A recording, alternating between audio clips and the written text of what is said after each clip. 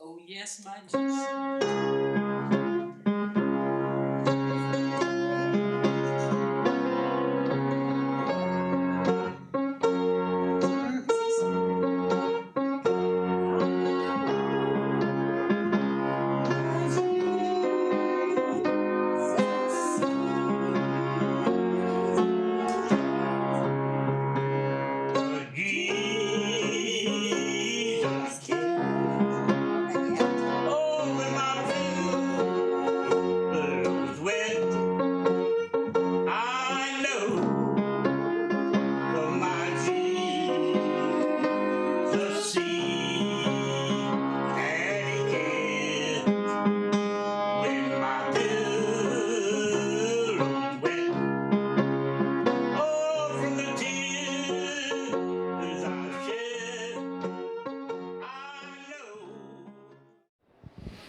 Good afternoon, ladies and gentlemen. See, it's odd. Yeah. Welcome. I'm Jeffrey Pufahl, and I work with the Samuel Proctor Oral History program in the University of Florida.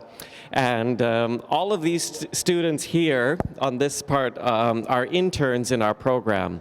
And these actors here, Brittany is an intern, but Tereva and Stan are actors in the community, and we're working with the Actors Warehouse to put this performance today together. This performance this afternoon is based on oral history. So this is based on the stories of interviews of some people that were interviewed quite some time ago. Do we know when? How long ago?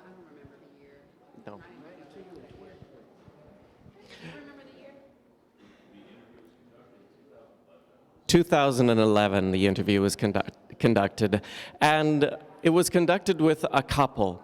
And then Brittany, who's been writing this scene, took that interview and created a monologue out of it. And then from the monologue, we created the scene that you're about to see today. So keep in mind as you're watching this that these are real people, based on real people, and this is their story. And the events that they're talking about actually did occur. And so I think that makes it a little bit more interesting for you all to know that. And I was hoping that Eric would be back with the music stands. So I think without further ado, we can begin.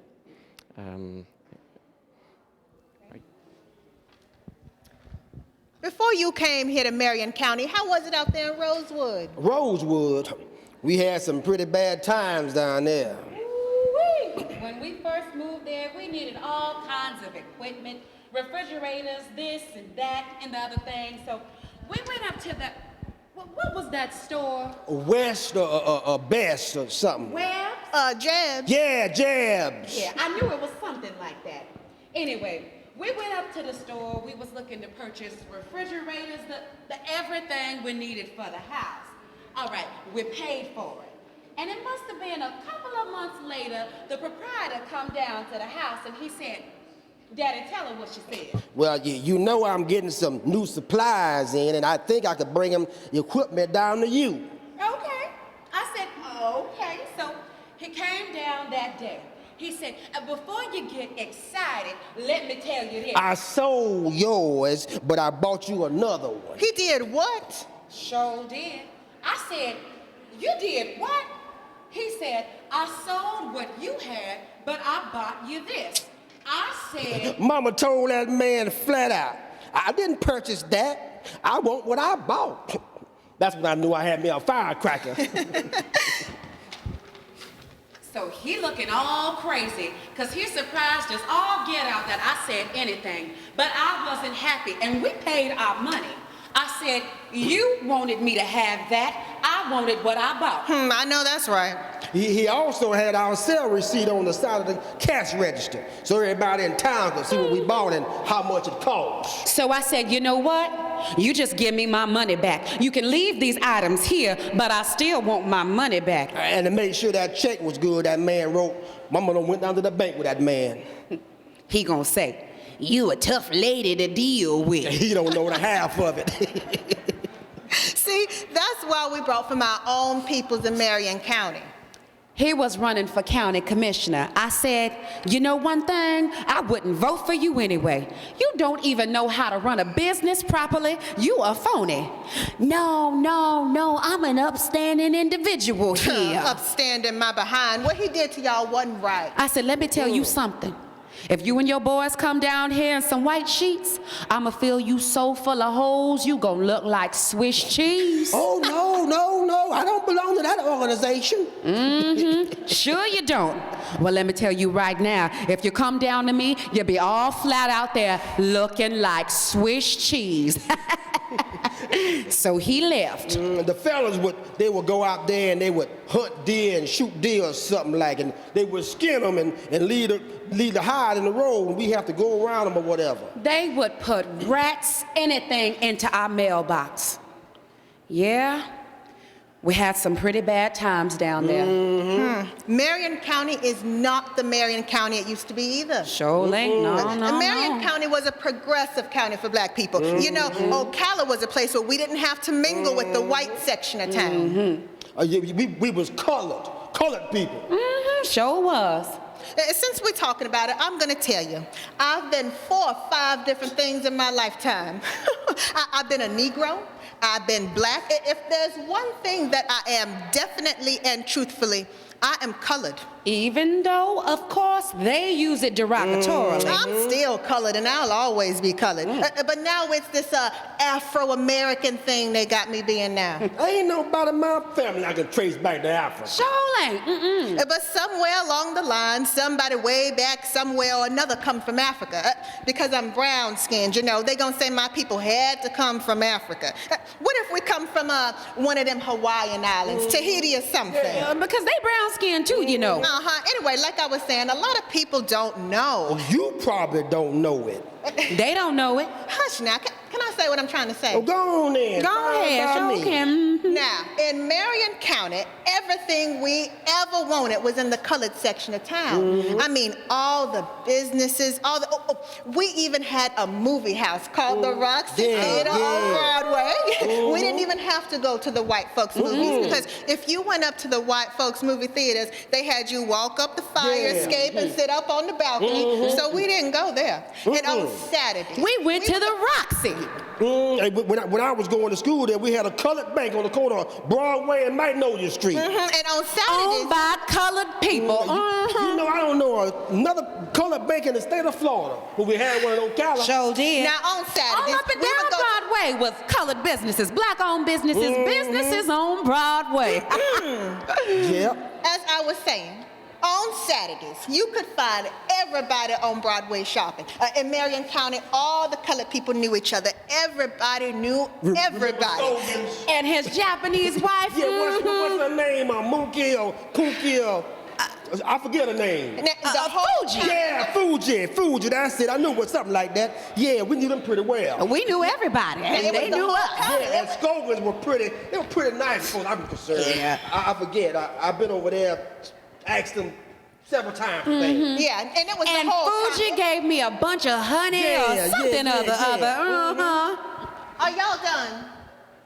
Now, as I was saying, I said the whole county, and not just Ocala, because they would come from the woods to come to town. You would go up on Broadway, and everybody is up there. I'm not joking. All up in the middle of Main Street, having a good time. It's not like that anymore.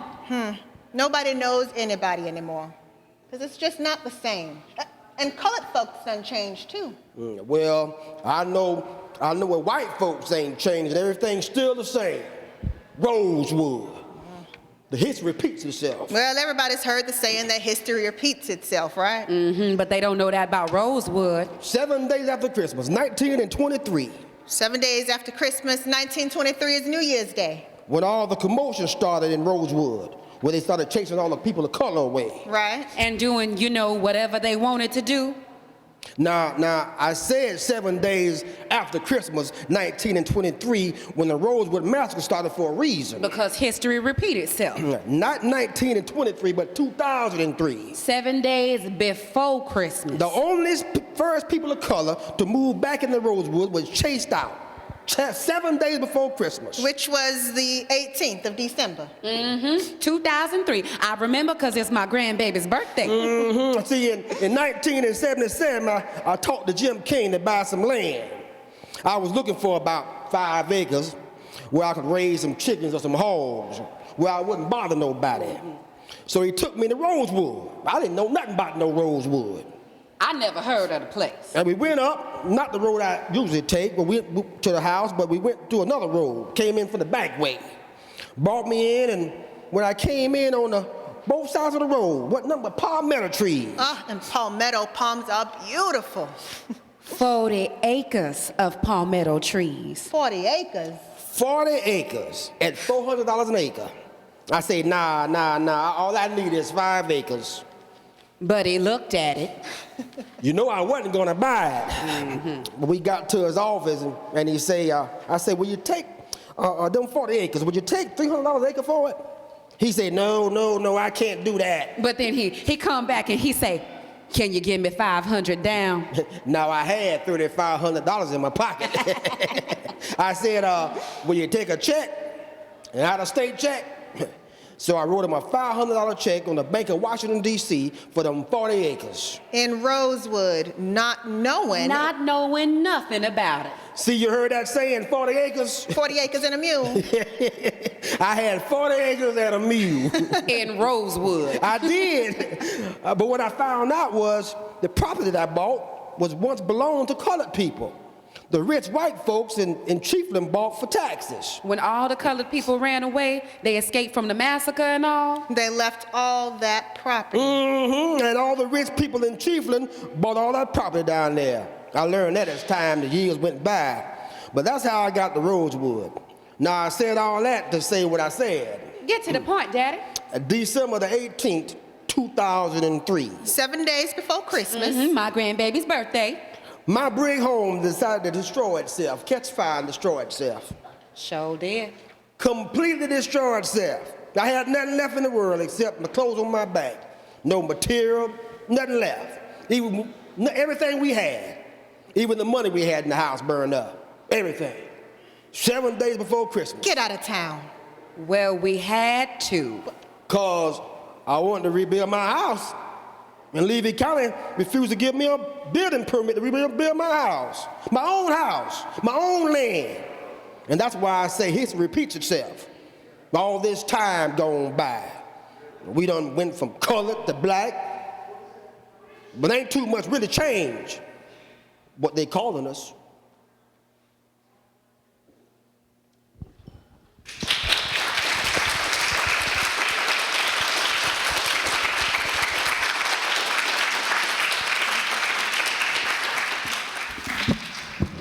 Thank you. We wanted to offer you the opportunity to ask the cast any questions if you wanted to, but mainly we want to share the stories of North Central Florida with you in connection to the exhibit of Jacob Lawrence, his themes of community building and labor and the national identity that is reflected within our own stories here. So if you have any questions, please feel free to ask us.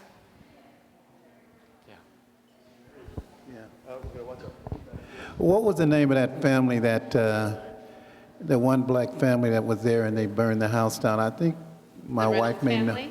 Who is it? It was the Reynolds family? Yeah, she knows them. I mean, they have, some of them are living in Ocala now, right? Yeah, okay. She knows them very well.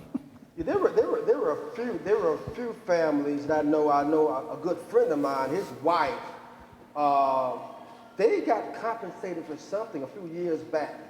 For some, she's a descendant of one of the families. Yeah, the Rosewood, yeah, the whole family. There were quite a few of them. The state of Florida, no other state has ever done it again. I think compensated them to the tune of $3 million back in the 90s. You know, the different people that were still surviving that massacre. Yeah. Okay, I thought that name was familiar. Thank you. So how many of you in the audience have heard of Rosewood?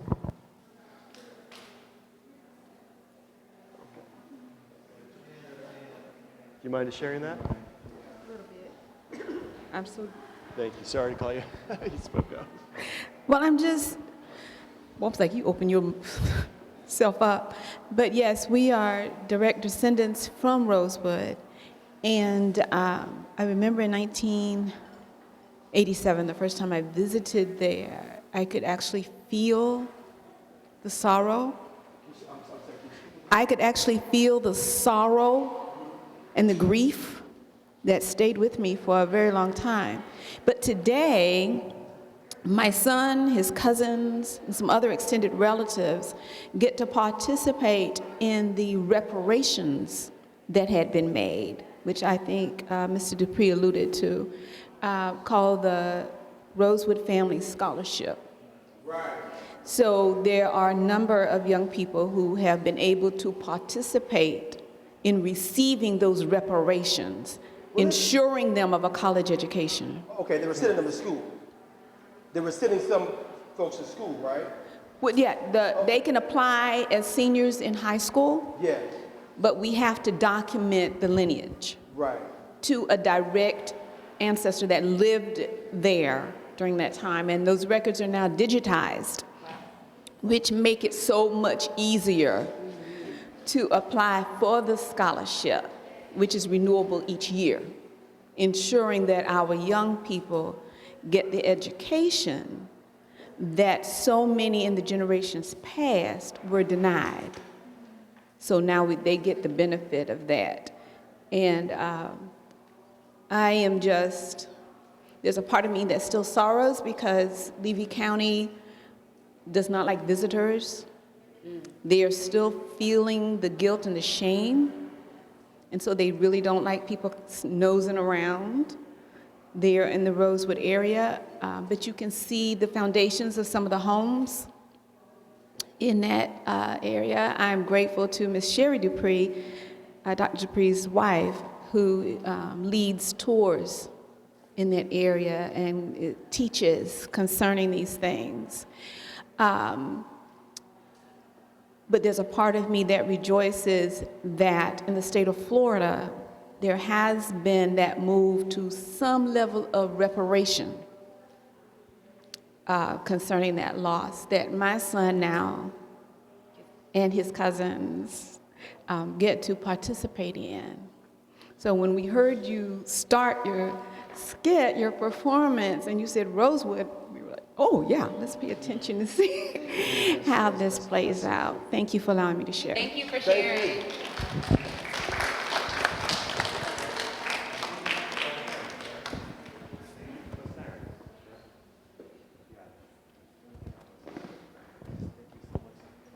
You're so welcome.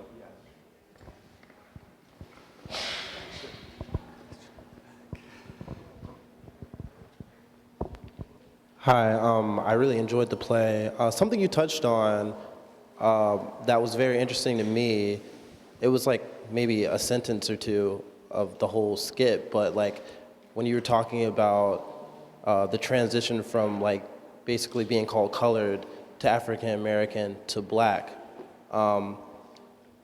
it's something I haven't thought about until now, but I touch on it a lot in my class. How productive has it been to like sort of separate ourselves from, I don't know, the larger diaspora of our community? Because like you guys said, like you really can't track where you're from unless you, I don't know, there's not like an ancestral.com for like slavery, right? Unless there was like really well documented. So from like African American to like segregating yourselves from like Caribbean American or like Haitian American or something like that, or just calling yourself black when maybe you're of mixed heritage or you're Latinx. How productive do you think that has been, or should there be another shift to just in general being called a person of color? I think it's a highly individualistic kind of approach. For a long time, I really resonated with African American because I wanted to have some tie to something that I knew wasn't America, because that's not where, I mean, sort of in the skit, she says, you know, somewhere, some way, you know, long down the line, I had to have come from Africa. And so I think it's really important for people to be able to grasp who they are on their own. Now I kind of, you know, I say I'm Black, I'm not Caribbean. I was born here, my parents are from here, and I take great pride in that. And I think it's been a cultural shift of acceptance of Black identity and who we are. I think there's been, just with the popularization and I mean, in a lot of ways, the ways that our culture has been kind of taken from us and assimilated into the mainstream culture. Now it's really cool to be Black. And so I think that the younger generation will have an easier time being able to identify with pride that they are Black American or African American, however they choose to identify. But we actually recently, as a cast, just talked about the Ancestry.com thing because I just did it and I found out that I'm Cameroonian, which is really cool, I think. And so I think that for me, that's definitely going to lead me to a place of deeper discovery as to who I am. And the first thing that I did, I think I told you guys, first thing I did when I got my Ancestry.com results was I Googled Cameroonian women, and I was like, oh my gosh, that's my face, you know? And so I think that we have all of these really great technological advancements that allow us to explore those things in great depth. But I think it's highly, you know, it's an individualistic thing. It's how do you perceive yourself? Do you really identify, or do you want to really identify and feel a connection with, you know, the African diaspora or, you know, those kind of things, or do you really just want to kick it with South Carolina because that's where your family's been for the past 100 or so years? So I think it's very individualistic, but I do think there is a great power in saying, like, my lineage, my heritage is from Africa, and there are some things that are always influencing that. It influences our dance, our culture, our music, our poetry, our expression. We were talking about the ways that we speak, you know, how you hear a Black mom say that and you know exactly what she just said, you know? And so we talked about, you know, and those are all ways and all, just like little ways that we can see the African diaspora integrating into our lives as Black Americans. So I could talk for a long time, but. One thing real quick while it's on my mind, there's Ancestry.com is one company, but there's also a company called AfricanAncestry.com. And if you want to trace your African ancestry, Ancestry can give you a basic region or area where you're from. AfricanAncestry.com can pinpoint your very tribe that you're from. So they can really tell you more than you just from West Africa. They can tell you what tribe actually, what ethnicity from West Africa you're actually from. It's a totally Black-owned company. They are Black scientists, and their database as far as for Africans is huge, a lot more so than Ancestry.com, which I'm going to do Ancestry.com myself, but I'm going to do both. Because they're having a special right now. It's $69. I'm going to do both, but that's. But just speaking to like what we are called, it's such a generational thing. You know, the people that were speaking in our play, they're much older, and she says, you know, I'm colored. African American, that term was a way for us to take back what we were named, right? And now that it's Wakanda forever, we probably will see a lot more of a resurgence in saying African American versus just Black. I mean, I would think that my generation says Black a lot, and maybe just out of pure laziness of not wanting to say African American, but I believe that there will be a resurgence. Just like most things, I even think that how we are distinguished goes in a trend because we don't have a specific country other than America to say, you know, I am this. Whereas, you know, when you brought up the people that come from the Caribbean, they will always claim where they're from, you know what I mean? So it just seems to be like the simpler way to not have to think about the explanation or the reason why we are just Black, you know? Yeah, I'm Black Native American until I find out different. My job.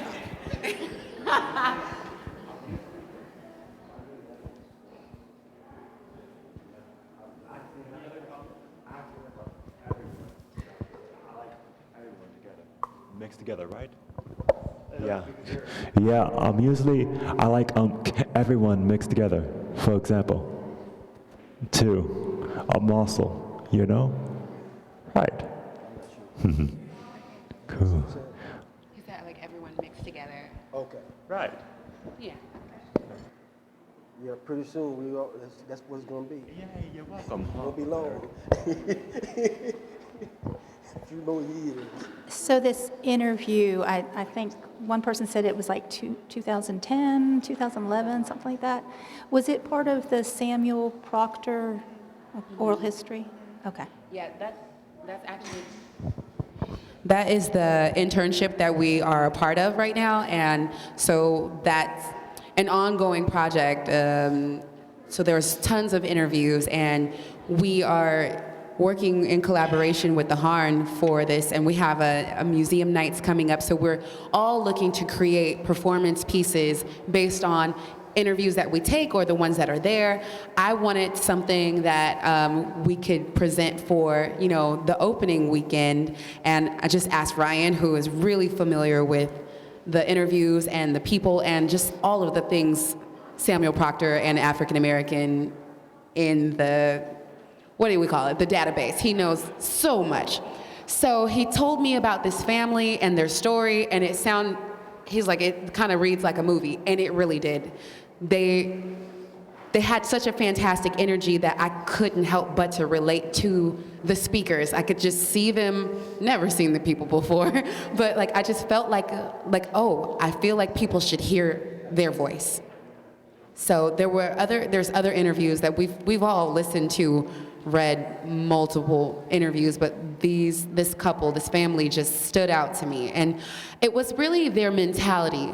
They went through so many things, but just stayed on the positive side. Always like, oh, well, didn't work out in Rosewood, we'll just move to Ocala.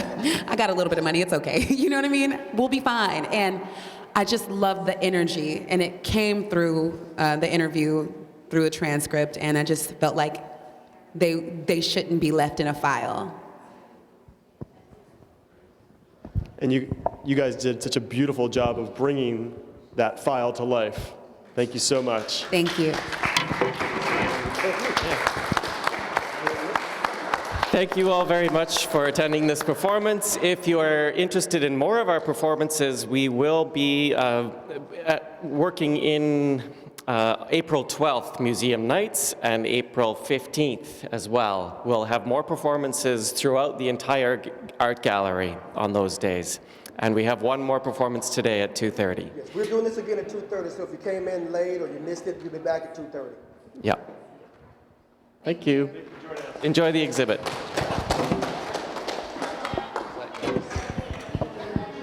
Whole life, the history repeats itself. I know everybody's heard that the history repeats itself, right? Now you talk about Rosewood. 7 days after Christmas, 1923. 7 days after Christmas, 1923 was New Year's Day, when all the commotion started in Rosewood, where they started chasing all the people of color away and doing, you know, what they wanted to do. Now, I said that for a reason. Talking about history repeats itself. Now, I said 7 days after Christmas, 1923, when the Rosewood Massacre started. Now, history repeats itself. Not 1923, but 2003. 7 days before Christmas. The only first people of color to move back into Rosewood was chased out. 7 days before Christmas, which was the 18th of December, 2003.